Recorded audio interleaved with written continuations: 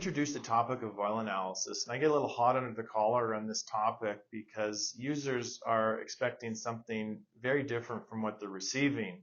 And as a starting point, if you're starting out or trying to improve your program, is like, can you show documented compliance that you're in industry specification?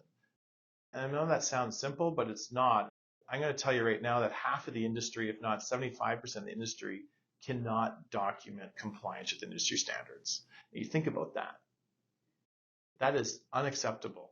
You go into the oil analysis head first and you realize right away that the oil analysis packages that are being done right now are grossly insufficient.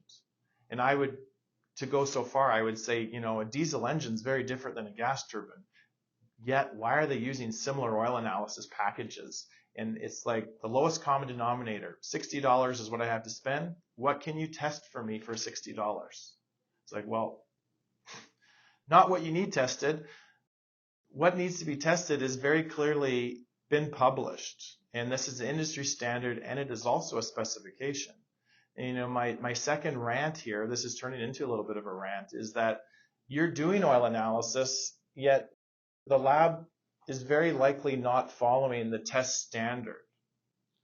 You ask yourself the question, how is that even possible? But that's what's happening. The varnish test is a 100-hour test. The longer the oil is in the sample bottle, the higher the MPC value will be. So for this reason, it has to be reset. But then now it takes 100 hours. So you reset it by heating it. It's 98F for 24 hours and aging it for 72 hours in a dark place. That's not an easy test for the lab to do now. But I'll tell you what, if you don't do that test, your results are meaningless. And you're going to chase false positives. You're going to deploy maintenance dollars on the wrong machine. And while you're doing that, you're going to miss deploying the resources on the machine that's most critical to your business that's out of spec. So as a starting point, make sure your testing is actually done to the standards. You're doing the right test at the right interval. And then you can say, oh, I'm either in specification or I'm not in specification. And that's the starting point to all maintenance programs. But I find that how is it even possible that users aren't at that point? So I'll end with that.